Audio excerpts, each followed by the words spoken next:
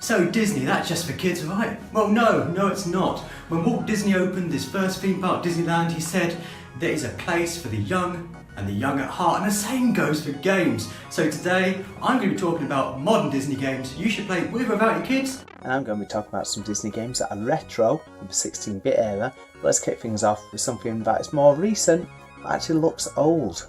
That's right, Paul, because the first game I'm talking about is Epic Mickey, The Power of Illusion. This came out at the same time as Epic Mickey 2 did on the PS3 and the Xbox, and also on the Vita. But unlike the Vita version, this portable version wasn't trying to replicate the 3D game on the consoles. This was trying to do its own thing. This is a 2D sprite-based platformer, and in many ways it acts as a sequel to Castle Illusion on the Mega Drive. Mirabelle from that game is back and causing chaos. But this is a fantastic old style, retro style platformer. You've got rope swings, a lot of it's taken pretty much from Castle Illusion, travelling through familiar Disney locales. You visit Aladdin, you visit Peter Pan, you also visit Little Mermaid stages. But the problem is there's only 11 stages across 3 worlds, so you can see most of the game in about 4 hours. There's a total playtime of 10 hours, but a lot of that is backtracking over levels you've always been to, and then there's not a lot of great difference in those levels, apart from the fact there's suddenly a character or an item box that didn't used to be a character or an item box. That being said, it's still a fantastic game while it lasts. It looks amazing and really shows what the 3DS is capable of. Fully orchestrated soundtrack, and you meet so many Disney friends along the way. There's lots to see, even if you're a new fan of Disney. But for those of a certain age, seeing Scrooge McDuck in sprite form again brings back that fantastic fuzzy feeling of nostalgia. First up, we have got Mickey Mouse Magical Quest on Super Nintendo. That's a fantastic game, really early Super Nintendo game. Still looks absolutely stunning today. We've got really high ratings in all the magazines, including a certain one that I'm determined not to actually name by name this time. Well worth a try. Again, quite easy to pick up and play as well. First one out of the 3 Magical Quest games for the Super Nintendo. The second modern Disney game that I'm talking about is Kingdom Hearts. Well, the Kingdom Hearts series in its entirety. Now, I love RPGs and clearly I love Disney. So you'd think when an RPG came out by Square about Disney characters, I'd be as happy as Ariel discovering a Dinglehopper for the first time. But the problem was I got so confused, because while the first game came out on the PS2, the sequel on the PS2 didn't come for years. In between, we've got various kind of side games. We've got a game on the GBA, we've got a game on the DS around the same time as the PS2 version. And then after that, we've got a game on the PSP, we've got a game on the 3DS, and then now we've had various remixed versions, HD versions of all of those games before we've got the third game. And that's where the problem for a lot of people comes from.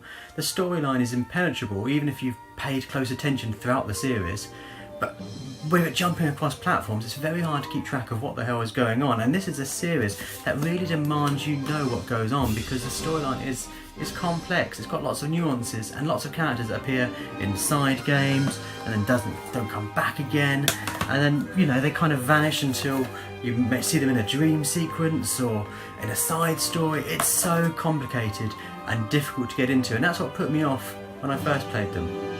But now they're on compilations, and they're spreading to the now get the entire series on the PS4, and the new game is going to be on the PS4 as well, along with also the kind of a little game on the PS4 that wasn't even a complete game. It's kind of easy to get into the series, and it's a great series. It's got fantastic kind of very complicated combat mechanics. There's all sorts of things going on, and it's kind of a fusion of turn-based and modern kind of arcade-based RPG action, kind of like the best of Square games all fused into one. And if you can get your head around the story and play it quite close together, there's a lot here to love. Pretty much every Disney character has been covered across the series, and even some Square Games characters thrown in there as well. So if you can just immerse yourself in the game world for 100 hours, there's a lot here for a Disney fan to sink their teeth into. Next up is another Super Nintendo title. We have got Aladdin. Much prefer this to the Mega Drive version. A little bit easier, maybe that's why I prefer it. again, still looks absolutely amazing. Capcom really knew what to do, you know, when they actually put these games together. The third and final modern Disney game that I'm talking about is Disney Infinity. This was pretty much made as a response to Skylanders, where Disney found out they could make little figures and to have those in a game. They went all out on this. It came out pretty much on every platform in various ways. I mean, they supported the game for 3 years and we got it on everything. But then it vanished. After 3 glorious years and close to 100 figures released, Disney pulled the plug quite unceremoniously, and I think that's a shame. My family love playing this, partly because you can get figures from one series, in this case Mickey Mouse, and have him with someone from a game I love, a film I love, Tron. And you can have those together on screen at the same time, playing in a toy box world that you can make for yourself. Imagine Little Big Planet, make it 3D, and you've got a great game engine that you can make your own levels in. Admittedly, it's quite complicated, and that's why it was good while the game was active, because then you could download pre-made levels made by the community from their online portals. Again, that's all gone, but that's not to say it's not worth picking up Disney Infinity, particularly now that you can get the game on the PS4 for less than a £5. Admittedly, you do have to buy a lot of these little figures, and we went crazy and bought all of the Disney ones and most of the Star Wars ones.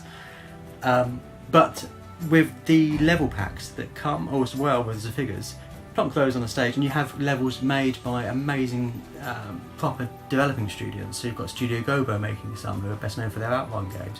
You've even got the people who made Ninja Theory, the people who made Hellblade and Enslaved, making a level pack.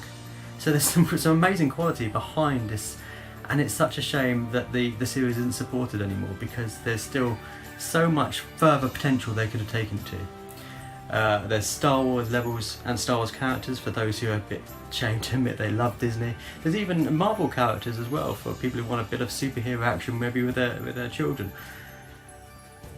It takes a lot of investment now to really get the whole set. I mean, the figures are going up in value now, they're no longer being made. But if you can pick up just a handful of characters and spend a bit of time in the toy box making your own stages, you can have an awful lot of fun on your own or with your family. And I guess that's really what Disney was all about. Finally, one of my favourite Mega Drive games, we have got World of Illusion with Mickey Mouse and Donald Duck. Again, this is one of those sort of titles that every Mega Drive owner should own, because obviously it's exclusive to the Mega Drive. Got really good ratings and stuff back then. And again, it looks absolutely stunning. You know, for a machine that doesn't do graphics as well as Super Nintendo, I would say it's definitely up there. If you've not played it, definitely check it out. Okay, so there you have it. That's just basically a quick look at a few of my favourite Disney games. I think that's probably the quickest I've ever talked about something.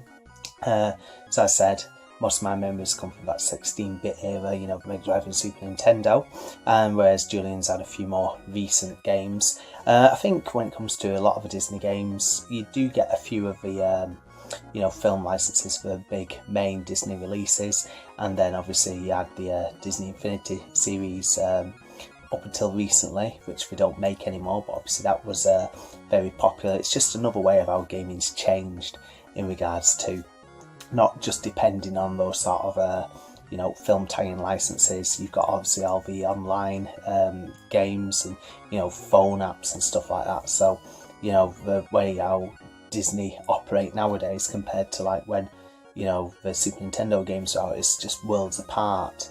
I feel like stuff like on the DS episode that we've recently just done, Chris mentions Big Hero 6 being a release only from a few years ago, so you're still going to get some of those sort of Disney tie-ins and stuff, but again, they own so much, the whole Marvel universe and everything like that, so still could be seen as Disney properties, just you might not be getting as many of the Mickey Mouse type games, like on your consoles and stuff. But yeah, that's all for me. Again, keep watching the channel.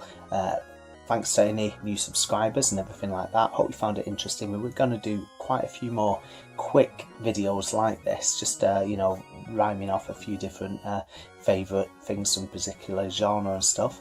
And yeah, again, please comment and tell us what you think. Thanks a lot. Bye.